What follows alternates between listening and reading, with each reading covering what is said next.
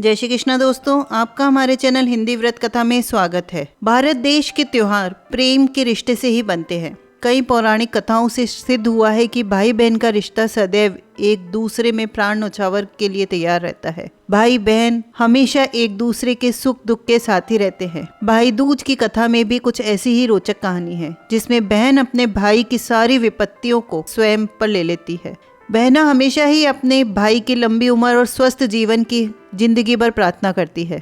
वह उससे कुछ भी नहीं मांगती, केवल बस भाई को यही चाहती है कि वह हमेशा उसके साथ बना रहे। ऐसा ही यह भाई दूज का पर्व है, इसलिए इस दिन को यम द्वितीया भी कहते हैं। यह भाई बहन के प्रेम का त्योहार है। इसमें बहन अपने भाई को घर बुलाती है और तिलक करती है, भोजन करवाती है और उसकी मंगल कामना करती है। इस दिन भाई बहन यमुना नदी में स्नान कर यमराज की पूजा करते हैं, तो उनका भय समाप्त हो जाता है। उन्हें कोई भी दुख दर्द विपत्ति नहीं आती है। कहा जाता है कि इस दिन अगर यमुना नदी में स्नान किया हो और अगर सांप भी काट ले तो कोई असर नहीं होता। तो कैसे होती है भाई दूज की पूजा, आइए जानते हैं। इस दिन बहनें जल्दी से स्नान कर स्वच्छ वस्त्र पहनती है, फिर अपने हाथों के छापे बनाकर उनकी पूजा करती है। कुछ बहनें प्रतिमा अनुसार एपन से 7 बहनों और एवं एक भाई की आकृति बनाती है। इसके साथ ही एक तरफ सांप बिच्छू आदि विपत्ति के रूप में भी बनाती है। फिर कथा पढ़कर मूसल से भाई पर आने वाली विपत्तियों को मारकर उसकी रक्षा करती है। इस प्रकार अपने भाई की खुशहाली के लिए बहनें प्रार्थना करती है। पूजा के बाद बहनें अपने भाई का तिलक कर आरती उतारती है, इसके बाद ही कुछ खाती है। भाई दूज का दिन किस तरह शुरू हुआ, इसके पीछे एक बहुत ही रोचक कहानी है। यमराज एवं यमुना दोनों भाई बहन थे, सूर्य देव और छाया की संतानें। यमराज और यमुना में बहुत प्रेम था। बहन हमेशा अपने भाई को मिलने बुलाती, लेकिन कार्य की अधिकता के कारण कभी भी यमराज जी अपनी बहन यमुना से मिलने नहीं जा पाते। एक दिन यमराज जी नदी के तट पर गए, वहीं उनकी मुलाकात अपनी बहन यमुना से हुई। उससे मिलकर बहन बहुत खुश हुई। खुशी में बहन ने अपने भाई का स्वागत किया, उसे मिष्ठान खिलाए।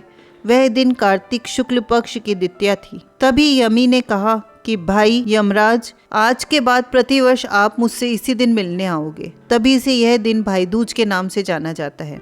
कहते हैं इस दिन जो भी भाई यमुना नदी का स्नान करते हैं, उसे उस दिन मृत्यु का भागी नहीं बनना पड़ता। इस दिन उसके सारे संकट टल जाते हैं। भाई दूज की एक और रोचक कहानी है। एक बूढ़ी औरत के 7 बेटे और एक बेटी थी। बेटों पर सर्प की कुदृष्टि थी। जैसे ही उसके बेटे की शादी का 7वां फेरा होता, सर्प उसे डस लेता। इस प्रकार बुढ़िया के 6 बेटे मर गए। अब उसने एक बेटे की शादी नहीं की, लेकिन बेटे को इस तरह अकेला देख उसकी बहन को बहुत दुख हुआ। उसने उपाय करने की सोची। वो ज्योतिष के पास गई। ज्योतिषी ने उससे कहा कि तेरे भाइयों पर सर्प की कुदृष्टि है, अगर तू उसकी सारी बलाएं अपने पर ले ले तो उसकी जान बच सकती है। बहन ने यह बात सुनते ही रौद्र रूप ले लिया, अपने मायके जाकर बैठ गई। भाई कुछ भी करे, उसके पहले उसे करना होता था। अगर कोई न माने तो जोर जोर से लड़ती, भाइयों को गाली देती। ऐसे में सब डर कर उसकी बात मान लेते। सभी उसकी निंदा करने लगे, पर उसने अपने भाई की रक्षा की ठान ली थी। अब उसके भाई की शादी का वक्त निकट आया। जैसे ही भाई को सेहरा बांधने को जीजा उठा, बहन चिल्लाने लगी, पहले मेरा मान करो, मैं सेहरा पहनूंगी। सबने उसे सेहरा दे दिया। उसके अंदर एक सांप था, जिसे बहन ने फेंक दिया। अब भाई घोड़ी पर बैठा तो बोली मैं बैठूंगी। वहां भी उसने किसी की नहीं सुनी। जैसे ही वो बैठी, घोड़ी पर एक सांप था, उसे भगाया। फिर बारात आगे निकली। जब दूल्हे का स्वागत हुआ, तब भी उसने हंगामा कर दिया कि पहले मेरा स्वागत करो। जैसे ही उसके गले में माला डाली, उसमें भी सांप था, उसने उसे भी फेंक दिया। अब शादी शुरू हुई। उस वक्त सांप का राजा खुद डसने आ गया।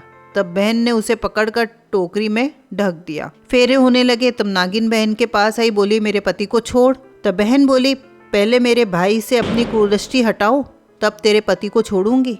नागिन ने ऐसा ही किया। इस प्रकार बहन ने दुनिया के सामने अपने आप को कर्कश साबित किया, लेकिन अपने भाई के प्राणों की रक्षा करी। तो दोस्तों, ऐसा होता है भाई बहन का प्यार, जहाँ बहन कुछ भी करके अपने भाई के प्राणों की रक्षा कर ही लेती है, सारे संकटों को अपने ऊपर ले ही लेती है।